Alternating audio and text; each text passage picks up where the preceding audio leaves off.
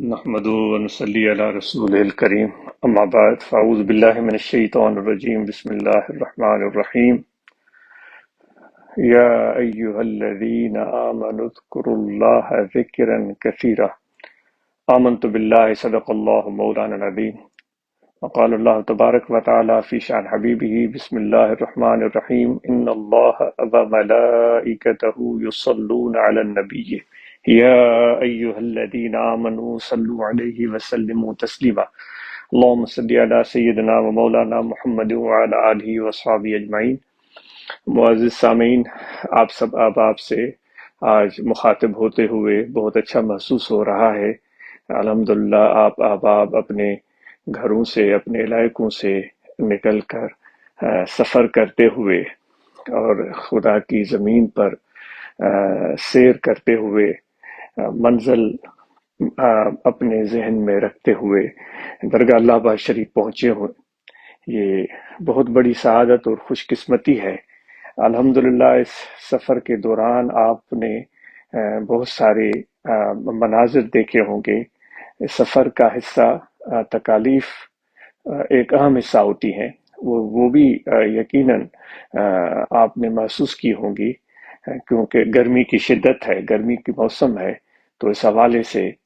سفر میں یقیناً صعوبتیں پیش آ سکتی ہیں۔ لیکن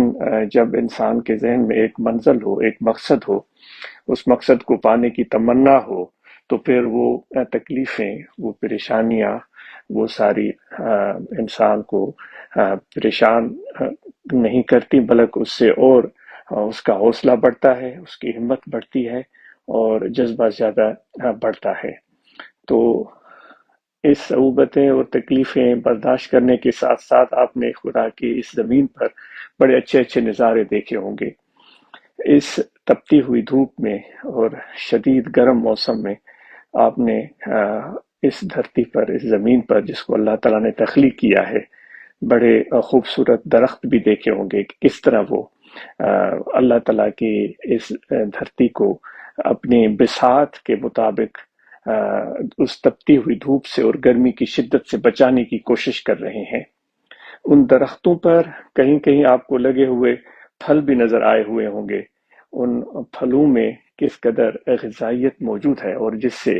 ہم انسان ہی نہیں بلکہ خدا کے پیدا کردہ حیوان، جس میں پرندے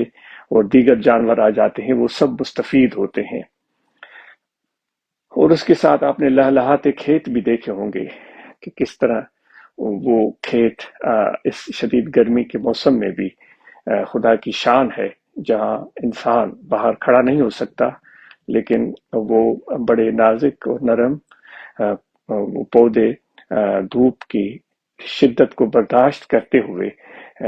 وہ کھڑے ہوئے ہوتے ہیں، اور وہ جو اناج ہو یا فصل ہو، جو پھل ہو، وہ اپنے مقررہ وقت پر ان سے دستیاب ہوتا ہے۔ یہ سب اللہ تعالیٰ کی شان ہے۔ اور پھر کبھی بارش بھی ہونے لگتی ہے، اس بارش کی موسم میں پھر کتنی تبدیلی آ جاتی ہے، اور کتنا سکون ہوتا ہے، اور کتنا لطف انسان حاصل کرنا شروع کر دیتا ہے۔ اور اس برستی ہوئی بارش کے دوران یہ بادلوں کا منظر کتنا خوبصورت اور حسین ہوتا ہے۔ ان بادلوں سے جو ایک پانی برستا ہے، وہ کتنا مفید اور مؤثر ہوتا ہے۔ دعا ہے کہ وہ باران رحمت ہو، اس میں کوئی انسان اور حیوان اور دھرتی کے لیے کوئی مسائل اور مصائب پیدا نہ ہو، کیونکہ آج کل یہ بھی سننے میں آ رہا ہے کہ یہ جو بارشیں ہیں یا سیلاب ہیں، ان کی رفتار میں، ان کی مقدار میں اضافہ ہو سکتا ہے۔ تو اللہ تعالیٰ ہر مصیبت اور مشکل سے محفوظ رکھے، اور جو ہم انسانوں کے بس میں ہے ایسی آفات کو آنے سے روک سکیں اپنے عمل سے، اپنی کوشش سے، تو اس میں ہم سب نے مل کر کوشش کرنی ہے۔ جس طرح کی جماعت مل کر کوشش کر رہی ہے کہ ہم درخت لگائیں تاکہ ان درختوں سے اس دھرتی کا موسم بہتر ہو، اور جس سے انسان ہی نہیں بلکہ جاندار اور خدا کی یہ زمین، پوری کائنات اس سے مستفید ہو، تو یہ کوشش انشاءاللہ جاری رہے گی۔ تو یہ سارے مناظر دیکھے ہوں گے، اور یہ علامت ہے اس چیز کی کہ اللہ تعالیٰ اس دھرتی پر اپنی نظر عنایت فرماتا ہے، اور وہ خود فرماتا ہے کہ دیکھو اے انسانوں، جو زمین میں جو کچھ چیزیں میں نے پیدا کی ہیں وہ کس طرح میری تصویر بیان کرتی ہیں۔ تو آپ جب اپنے گھروں سے نکلے ہوں گے تو یقیناً آپ کے دلوں میں بھی اللہ تعالیٰ کے ذکر اور یاد کا جذبہ موجود ہوگا، اور نہ صرف جذبہ موجود ہوگا بلکہ آپ اور ہم ذکر قلبی کرتے بھی ہیں، اور یہ کرنا بھی چاہیے۔ اور سبحان اللہ، جو ہمیں مرشد کامل نے ذکر قلبی کی تلقین فرمائی ہے وہ کتنا بہترین اور عظیم ذکر ہے، جس میں کوئی محنت اور مشقت نہیں ہے، بس ذرا سا توجہ اپنے دل کی طرف کرنا ہے اور دل کے توجہ کو اللہ تعالیٰ کی یاد میں لگانے کی مشق کرنی ہے۔ تو یہ ایک خفیہ عمل ہے، چھپا ہوا عمل ہے، جس کا ظاہری طور پر کوئی ادراک نہیں ہوتا،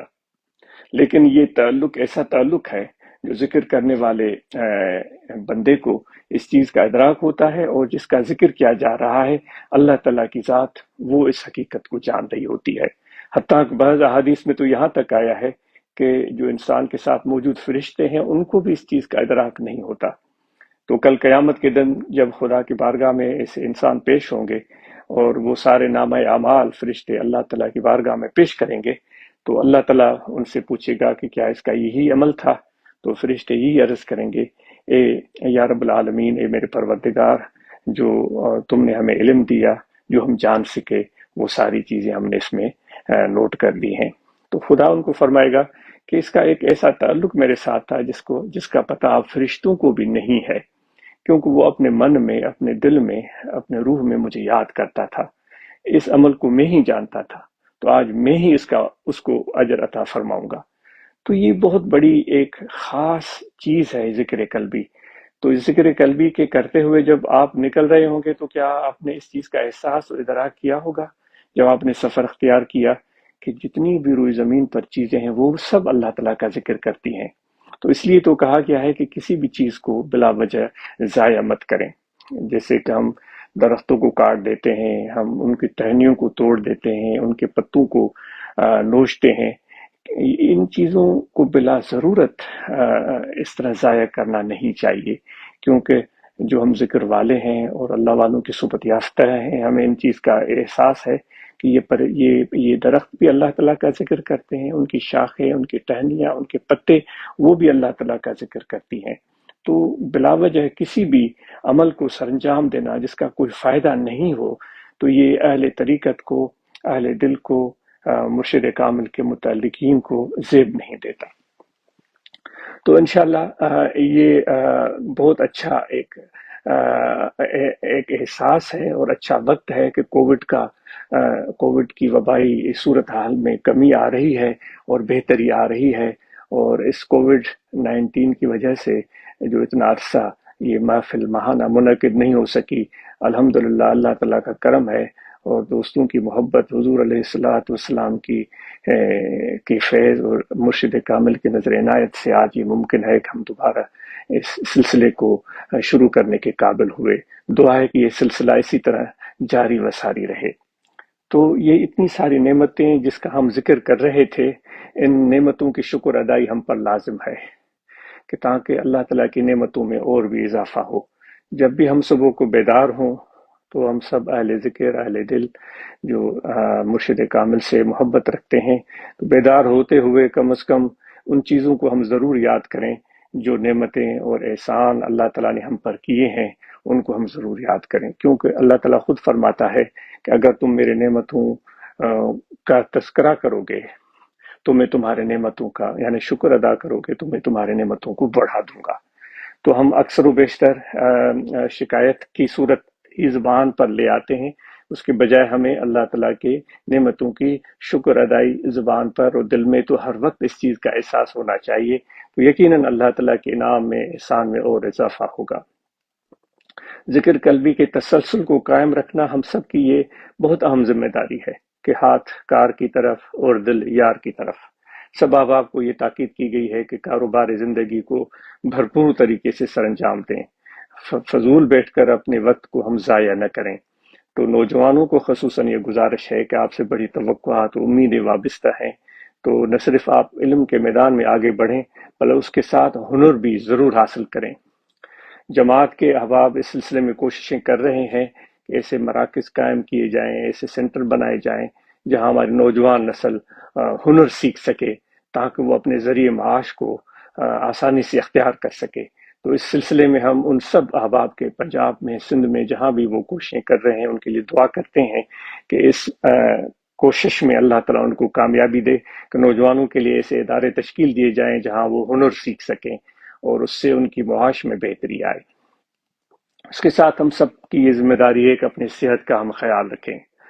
کیونکہ یہ صحت بہت بڑی عظیم نعمت ہے اللہ تبارک و تعالیٰ کی۔ تو اپنی صحت کے خیال رکھنے میں سب سے جو بڑا دخل ہوتا ہے وہ یہ ہے کہ انسان اپنی جسمانی ذہنی صحت کا کیسے خیال رکھ سکتا ہے۔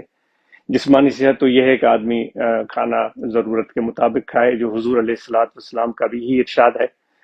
کہ ضرورت سے زیادہ مت کھائیں۔ اور ذہنی صحت کا یہ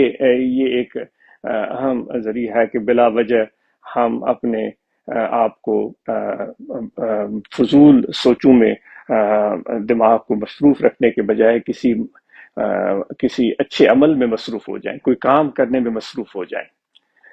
تو اس سے انسان کا ذہن بٹا رہتا ہے اور اس کام کا فائدہ بھی ملتا ہے۔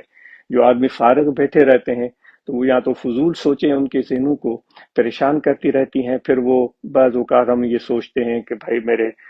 دماغ پر، میرے اوپر خدا نخواستہ جن چڑھ گیا ہے۔ تو سب سے بڑا جن تو یہی ہے کہ ہم کوئی کام نہیں کرتے، ہم کام سے بھاگتے ہیں، ہم ذمہ داریاں لینے سے کتراتے ہیں، ہم کوئی ٹاسک مکمل کرنے سے کنارہ کشی اختیار کرتے ہیں۔ تو یہ ایک ایسی چیز ہے جس سے ہمارے اندر احساس ندامت پیدا ہوتا ہے۔ ہم بھلے اپنے آپ کو سمجھ رہے ہوں کہ ہمارے اندر کوئی ندامت کا احساس نہیں ہے، لیکن اندر میں احساس ندامت پیدا ہوتا ہے، آدمی بیکار بن جاتا ہے، پھر وہ منفی سوچوں کا شکار ہو جاتا ہے۔ تو اس لیے ہم سب نے اس عمل سے، اس غلط حرکت سے پیچھا چھڑانا ہے کہ ہمیں یہی تعلیم دی گئی ہے کہ ہاتھ کار کی طرف اور دل یار کی طرف۔ تو انشاءاللہ اس سے ہماری جو ذہنی صحت ہے وہ بھی بہتر ہو سکتی ہے، اور اس کے ساتھ نیند ہم پوری لیں، کیونکہ جسم کو آرام کی سخت ضرورت ہے۔ جو 8 یا 9 گھنٹے کا آرام اس جسم کو چاہیے، یہ ہماری ذمہ داری ہے، وہ نیند ہم پوری لیں۔ انشاءاللہ اس سے ہم بہتر محسوس کریں گے اور جو بھی ٹائم ہمیں میسر ہوگا اس میں اپنی صلاحیت کو بہتر طریقے سے سر انجام دے سکیں گے۔ تعلیم کے میدان میں آپ اور ہم سب نے بھرپور کوششیں کرنی ہے کہ ہم اپنے بچوں کو بہتر سے بہتر تعلیم دلوا سکیں۔ بیٹوں کو، بیٹیوں کو الحمدللہ ایسی اطلاعات ملتی رہتی ہیں کہ جماعت کے پیارے دوست نہ صرف اپنے بیٹوں کو تعلیم دلوا رہے ہیں بلکہ بیٹیوں کو بھی تعلیم دلوا رہے ہیں۔ تو ان سب دوستوں کے لیے دعا ہے کہ ان کے اس عمل کا بہتر اجر اللہ تعالیٰ ان کو عطا کرے اور ان کے بچے لائق، فائق اور اچھے انسان بن کر اپنے والدین کی، اپنے آنے والے نسلوں کی اور اس مملکت خدا داد پاکستان کی بلکہ پوری دنیا کی بہتر خدمت سر انجام دے سکیں۔ تو انشاءاللہ تعلیم کے میدان میں ہم کبھی بھی پیچھے نہیں رہیں گے اور بہتر سے بہتر طریقے سے تعلیم کے سلسلے کو مکمل کرتے رہیں گے۔ تو حضرات خلفاء اکرام سے گزارش ہے کہ آپ بھی اس کووڈ-19 کے صورتحال کی وجہ سے شاید اس قدر تبلیغ سر انجام نہ دے سکے ہوں، یا جو وفود کے اراکین ہیں، جو اس کے ممبران ہیں، وہ سر انجام نہ دے سکے ہوں، تو اب تو وہ سلسلہ اللہ تعالیٰ کا شکر ہے کم ہوتا جا رہا ہے۔ تو آپ سے گزارش ہے کہ آپ اپنے اس تبلیغ کاوشوں کو زیادہ بہتر طریقے سے سر انجام دینے کی کوشش کریں، اور اس توقع اور اس امید کو ہم آپ سے باندھتے ہیں کہ انشاءاللہ جو عرس مبارک ہوگا، جو معمول کے مطابق اللہ تعالیٰ کے فضل و کرم سے حالات اچھے رہیں گے، تو اس میں آپ کے بہترین تبلیغی مساعی سے، کوششوں سے نئے نئے احباب اس پروگرام میں شریک ہوں گے۔ تو اسی طرح یہ ماہ ذی الحج وہ بھی قریب آ رہا ہے۔ آپ سب احباب کو پتہ ہے کہ ان دنوں میں ہم قربانی ہم سب مسلمان سر انجام دیتے ہیں، تو ہم سب کو چاہیے کہ جن پر قربانی واجب ہے وہ ضرور قربانی کا فریضہ سر انجام دیں۔ تو اس حوالے سے یہ بھی آپ سے گزارش ہے کہ درگاہ شریف پر بھی انتظامیہ قربانی کا اہتمام کرتی ہے، جس میں پاکستان سے، پنجاب سے، سندھ سے، بلوچستان سے، KPK، کشمیر، گلگت بلتستان، ہر طرف سے دوستوں کو دعوت دی جاتی ہے کہ آپ بھی یہ عمل یہاں سر انجام دے سکتے ہیں۔ اگر آپ اس کار خیر میں ان دوستوں پر اعتماد کرتے ہیں تو ان سے رابطے میں آئیں اور یہ قربانی کا فریضہ آپ درگاہ اللہ آباد شریف پر سر انجام دے سکتے ہیں۔ اس سے یہ فائدہ ہوتا ہے کہ جو مدرسہ ہے، جو مدرسے میں پڑھنے والے طلباء ہیں، ان کی کچھ مدد ہو جاتی ہے، اور جو لنگر تیار ہوتا ہے فقراء کے لیے، اس میں کچھ مدد ہو جاتی ہے۔ اور اسی طرح جو باہر احباب رہتے ہیں بیرون ملک، پاکستان سے باہر، ان سے بھی یہ گزارش ہے کہ وہ اس قربانی کے فریضے کو درگاہ اللہ آباد شریف پر سر انجام دے سکتے ہیں۔ اور اس حوالے سے انتظامیہ کو چاہیے کہ اس ماہانہ پروگرام کے موقع پر وہ سامنے آئیں اور جو ذمہ دار اور متعین کردہ افراد ہیں وہی اس حوالے سے جماعت سے رابطے میں آئیں اور اس عمل کو بہتر طریقے سے سر انجام دینے کی کوشش کریں۔ اور آپ جب یہاں آئے ہیں تو ذکر کریں، اور ذکر کے ساتھ اپنے باطن، اپنے روح اور قلب کی پاکیزگی کا اہتمام کریں، اور وہ تب حاصل ہوتا ہے جب انسان ذکر کرے اور مرشد کامل کی طرف متوجہ ہو، تو ان کے توجہات سے، نگاہ کرم سے انسان کے نفوس کا تزکیہ ہوتا ہے۔ تو انشاءاللہ وہ توجہ مرشد کامل کی ہمیں حاصل ہوتی رہے گی۔ اور جب آپ واپس جائیں تو اپنے گھر میں ماحول کو بہتر بنائیں، گھر کی صفائی کا خیال رکھیں، اپنے گلیوں کو، اپنے کوچوں کو، اپنے محلے کو صاف رکھنے میں کوئی کوتاہی نہ برتیں، اپنی بھرپور کوشش کریں، تاکہ گھر میں، جس طرح ہمیشہ دوستوں کو عرض کی گئی ہے کہ جو بھی دوست ہیں جو مساکین ہیں، غریب ہیں یا صاحب ثروت ہیں، وہ اپنے گھروں میں کچرے کے حوالے سے ردی کی ٹوکری یا ڈسٹ بن گھر میں رکھیں، تاکہ جو بچے ہیں، بڑے ہیں، وہ جو بھی کوڑا کرکٹ ہے، کچرا ہے، وہ اس میں ڈالتے جائیں، اور پھر ہر روز شام کو اس کوڑا کرکٹ کو صحیح جگہ پر صحیح طریقے سے ٹھکانے لگائیں۔ تو گھروں کو صاف رکھیں، اور عورتوں کو بھی یہی تاکید کی جاتی ہے کہ وہ بھی اپنے عمل اور کوشش سے اپنے گھر اور ماحول کو صاف بنانے کی کوشش کریں۔ جو درخت لگائے ہیں ان کا خیال رکھیں، ان کو بہتر طریقے سے سنبھالیں تاکہ یہ بڑے ہو جائیں، اور ساتھ میں میاں بیوی اپنے